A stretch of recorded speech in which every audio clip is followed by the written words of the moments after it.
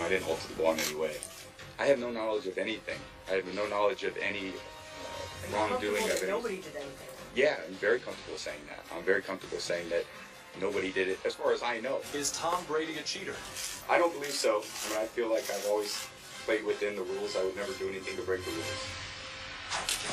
Well, we asked you at home if, in fact, did he break the rules? Was there enough evidence in the Wells report to punish Tom Brady? You have responded on the Twitter, and 59% say yes. Just about 59%. 41.1% say no. Jerome Really? Bettis, yeah. That's high for the no's. Yeah, you thought that they would be all in on Tom Brady? Well, listen, Jerome Bettis, our NFL analyst, weighs in. And by way of background, you obviously played for the Steelers. You played against the Patriots in the 2001 AFC Championship game, the same year as Spygate. You lost. You were not happy about that, and you're very honest about how you feel. And when we talked about this, when Deflategate first actually, came out, you said they're known felons. That's how you described the Patriots. After you read the Wells report, in your opinion, is there really enough evidence to punish Tom Brady? Oh, clearly there's enough evidence. You don't have to have the smoking gun in order to suspend him. I think that's what everybody's looking at. They're saying, oh, well, he's not directly, you didn't get him, he's not going to be the guy taking the air out of the ball. So you're not going to get him directly involved. You've got text messages, you've got phone calls he's making to the equipment guys. Now, I'll tell you this, in all of my years playing in the NFL, I've never had a reason to call any of the equipment team during the football season, multiple times a day. So when you look at this, and then when you look at the frequency of the phone calls after everything went down, now he's calling John Jastrzemski, everything good? You good? Are you good? All of that is saying that he is trying to make sure John is good. You saw earlier. Good how? Making sure that you're good in the sense that you're okay and not, you're taking his heat. Because you're going to take the heat because of this situation, and you have to stay strong. So he's calling them, just checking on him because he needs to make sure his cover stays, because if John says something, then it unravels everything. So he wants to make sure everything's good.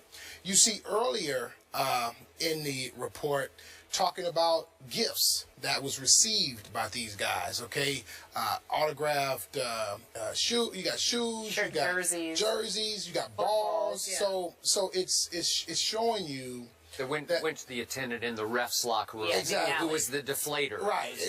And they called themselves. Yes. They called themselves the deflator. Yeah. And so when you get all of this information, you put it all together, it doesn't take a rocket scientist to see that there was involvement. Now, let's just be clear. There was involvement. Was there a lot of involvement? You know what? We'll never know. But what we do know is there was more involvement in the sense that he should not have got up in front of the national media and said he had absolutely no knowledge of that. That's where he went wrong. That's where the huge mistake was made. I said it the day it came out that all he had to do was say, you know what? I told him to take a little air out. I thought it would have been under the legal limit. All he had to do was admit to that. I like him at 12.5. I like him at 12.5. That's where I thought they were. Yeah. That's all he had to do, and the story's over. But by him going out categorically denying that he had anything to do with this, and now we see text messages, we see gifts going. It's just too much to think that he was not involved, and for anyone to even consider no penalty in the situation. What if he just said, make sure they're 12.5, but according to just... He didn't say that. What if, I'm just saying, it seems that this guy, he was hard on him. So what if he was just so hard on him, and JJ just wanted to just please Tom, and JJ took it on his own, decided, guess what? Hey, can you help me out, McNally? Is there any way that's possible? Well, here, if he wanted it 12.5, and that's the legal number, the refs will set it to 12.5. Okay. There's no possible way. The refs will set it to 12.5. All they have to do, the refs check it, and after, just tell them I want it at 12.5. It's not that hard a scenario. So for us to try to find ways, he's definitely involved. Okay. Absolutely. Stephen A. Jerome Bettis. So what does that mean? Do you think he should be suspended, and if so, for how long?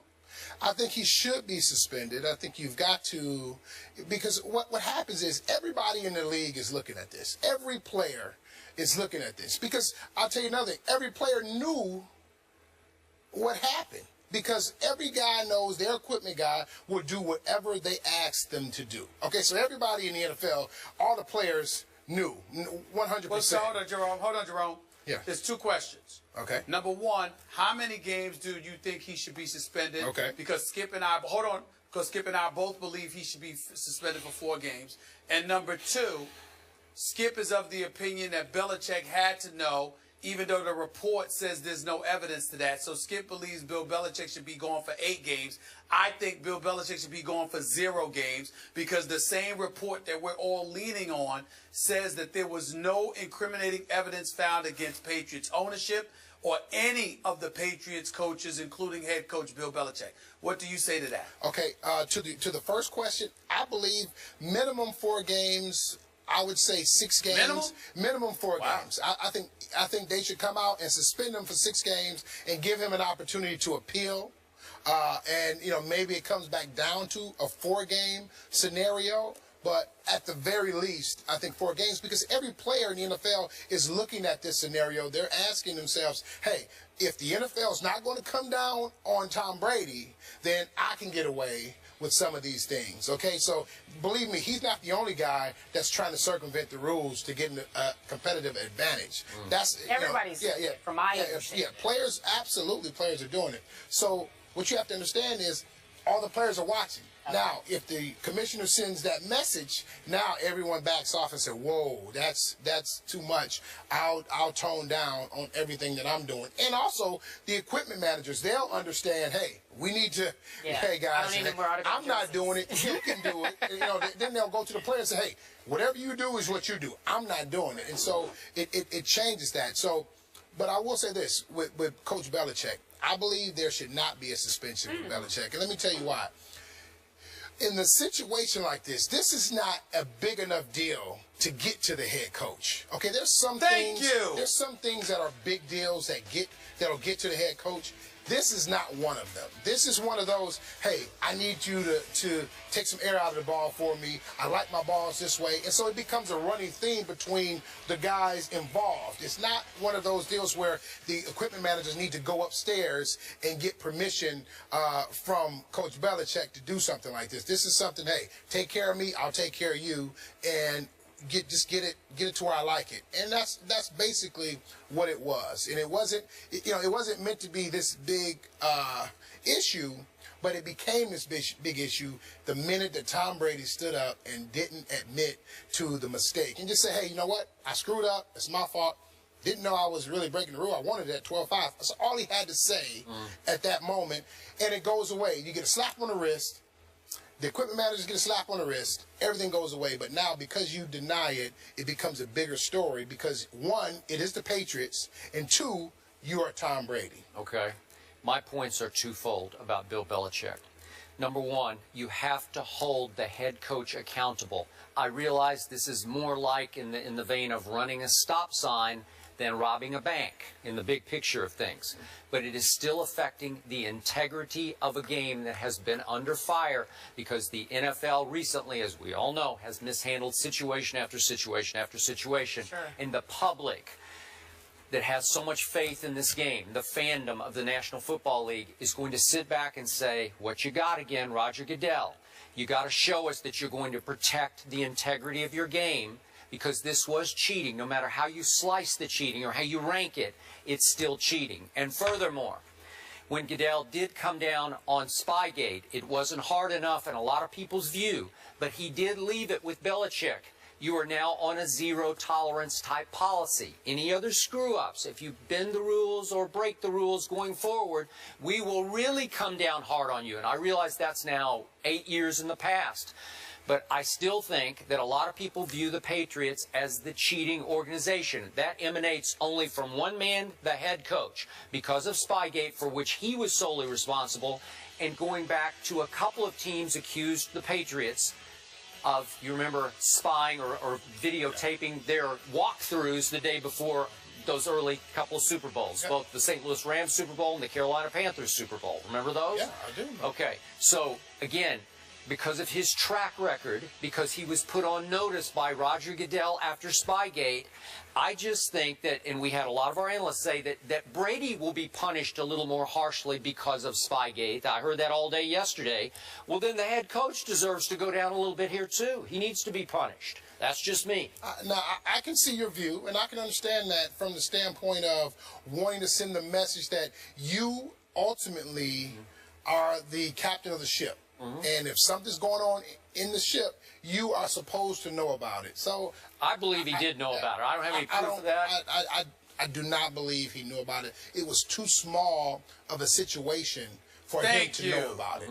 In the scheme of things, in the scope of everything that's going on, much too small. And it was something that was really a hush-hush deal. This was something that was very, very hush-hush. As a Hall of Fame player, Jerome Bettis, how big a deal is an underinflated football for Tom Brady? How in the scope of cheating, how much is that cheating to you? It's not huge. It's not huge. I wouldn't, I wouldn't look at it and say, oh, the sky is falling. Oh, the sky is falling. He deflated the ball. The sky is falling.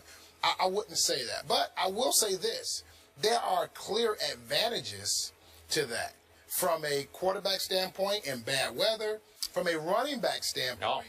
Okay, being able to hold on to the football a lot better. So there's some benefits there that cause a problem here. But I would not say it is the ultimate sin in the scope of everything that's happening in the NFL. It's not the ultimate sin. All right, let's take a break. Do you want to hang out with us or not so much? Absolutely. All right. Because I don't know if I want him to hang out. Yeah. I'm sensing some Patriot hate here. No. What I'm sensing is that Jerome Bettis wants to be on First Take more. Oh, I mean, that's fine. he even let me speak. Well, I still want you to speak about me. You really bashed me when I talked about the known felons. You came out when of I said they were known felons. You got That's right. And so now when we look at this report, I still feel that way. I'll explain. Okay. Hey, Bucks, I'm not scared. I'm not scared of you. I'm here. You can't hit me. I'm not next to you. He right here. He's tough right here. He's right tough. here. He's tough I'm tough. behind the glass. I'm right here. I'm Floyd. He's tough. I'm Floyd. He's Floyd behind the glass. See, that's You terrible. Pacquiao. You Pacquiao. Can't catch me. Can't find me. I can't hit you. Bring that up. Oh, Jesus Christos. All right, coming up next, folks, we will talk about Deflategate in more detail. Robert Kraft demanded an apology before the Ted Wells report was released. What he says now, that after the break. Jerome Bettis, sticking around.